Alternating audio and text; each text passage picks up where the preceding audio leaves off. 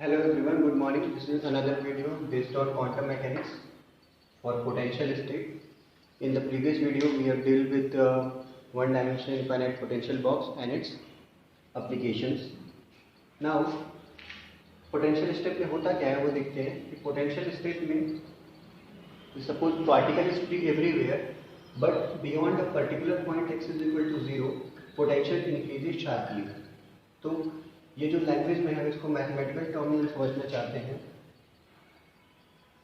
Late this is our x axis, this is for potential Vx, this is point x is equal to 0.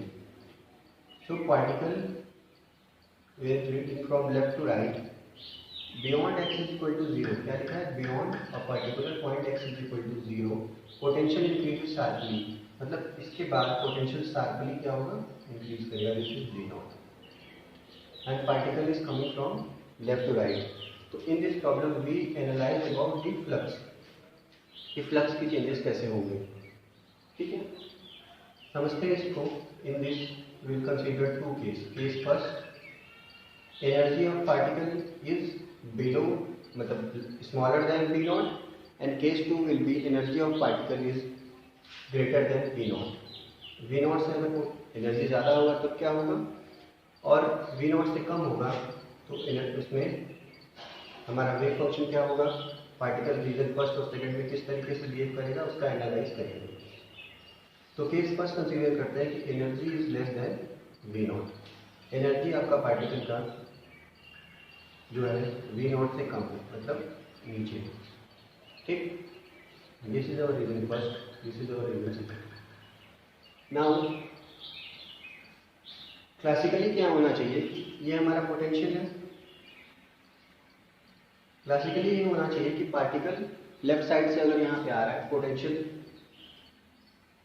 यहाँ पे आकर के stop हो जाएगा, वहाँ पे उसका पोटेंशियल होना चाहिए P is equal to √2mE. इस पोटेंशियल से ये टकराएगा और फिर बाउंस बैक, मतलब रिफ्लेक्ट हो जाएगा सेम रीजन में.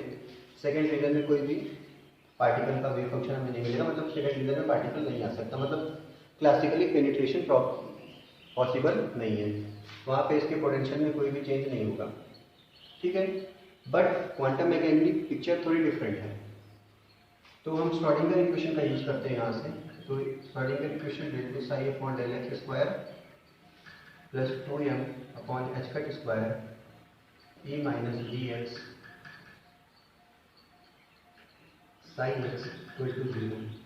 ठीक है, अब केस फर्स्ट आपका एक इस पोटेंशियल को अगर मैथमेटिकल टर्म में अगर लिखना चाहें तो किस तरीके से लिखेंगे. Vx equal to 0. जीरो कहाँ पे है? x less than 0. x की वैल्यू जब 0 से कम है तो पोटेंशियल आपका 0 है, means x is less than 0. And V0, यहाँ पे पोटेंशियल V0 हो जा रहा है कब? x इज ग्रेटर देन और इक्वल टू 0. जैसे ही ग्रेटर देन और इक्वल टू 0 का केस हो रहा है आपका पोटेंशियल शार्पली इंक्रीज कर रहा है V0 पे. ठीक है, तो कंसीडर करते हैं फॉर x आपका मतलब लेस देन 0 है, मतलब potential V0 is equal to 0, not V0, this is Vx equal to 0. इसमें अगर पुट करेंगे तो ये हो जाएगा del two psi upon del x square plus 2m upon H cut square E. Vx की वैल्यू 0 हो जाएगी, psi X is equal to 0. This is your equation number first. Now this is a second order differential equation. We can write it as plus k square psi x is equal to 0. Let this is equation number first. k की value क्या हो जाएगी यहाँ पे? Under root 2me upon h square. This is value of k. We have written 2me by h cut square is equal to k square. Okay, this is the second order differential equation. तो solution मान लेते हैं हमारा psi first x is equal to हो जाएगा a e to the power 5 बटा kx plus b e to the power minus 5 बटा kx. This is the equation number second. Case 2, when potential is equal to Vx is equal to V0. Vx is equal to V0. Now if you will use Schrödinger equation simply like this, del 2 psi upon del x square plus 2m upon h cut square e minus V0 psi x is equal to 0।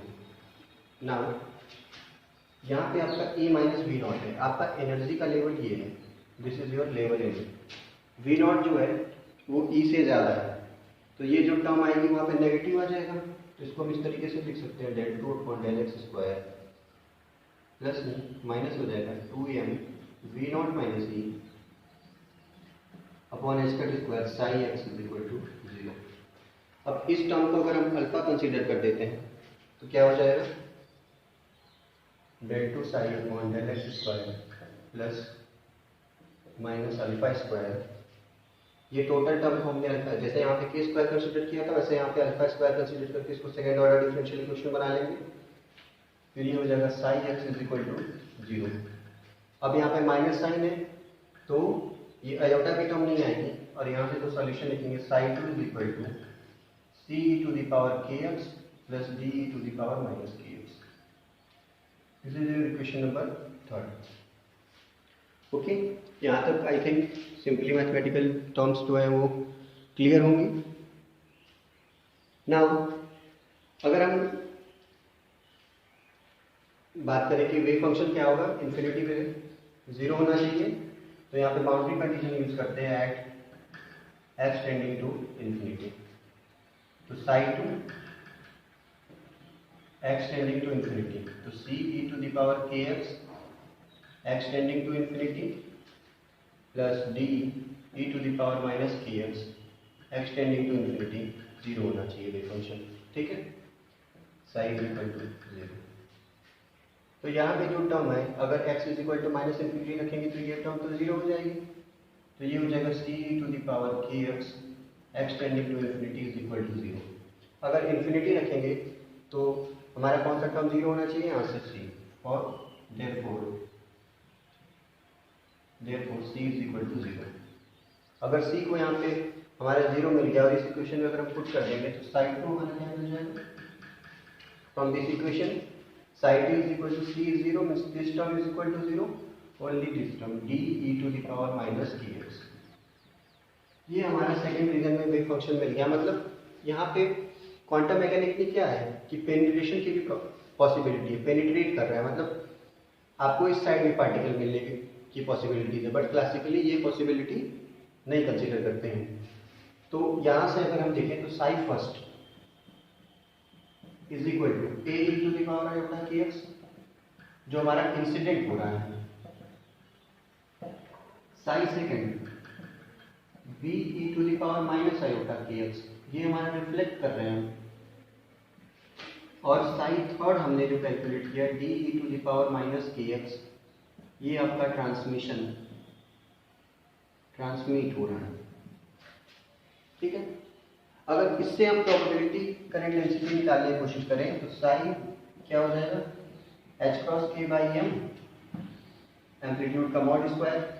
Second Sai अगर reflected का निकालें इसको हम psi R कह देते हैं, S R कह देते हैं, तो ये हो जाएगा एच क्रॉस के बाई एम, इसके हम एम्पलीट्यूड का मॉड स्क्वायर।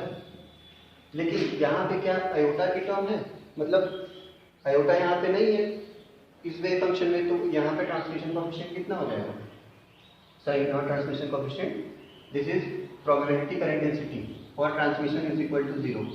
तो इस केस में s t is equal to क्या हो जाएगा, आपका 0 आ जाएगा।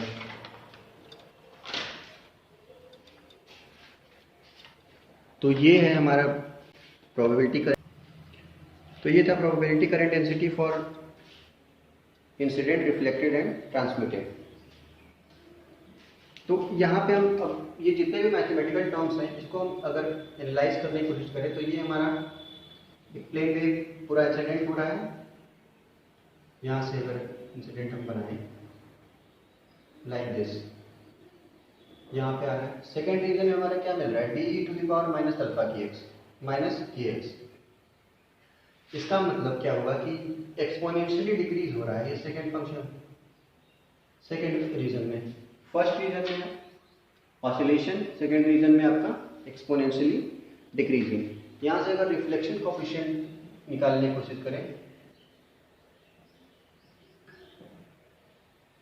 Reflection coefficient reflection coefficient, let R is our reflection coefficient, means probability current density of reflected part divided by the probability current density of incident part. probability current density reflected part का ये है, तो आपका h cross k by m, h cross k by m cancel हो जाएगा, means b by a का mod square, ये आपका आ गया रिफ्लेक्शन कोएफिशिएंट। नाउ अगर हम ट्रांसमिशन कोएफिशिएंट की बात करें, तो ट्रांसमिशन कोएफिशिएंट कितना, इसके लिए आपका हो जाएगा probability current density for transmitted part divided by the probability current density of incident.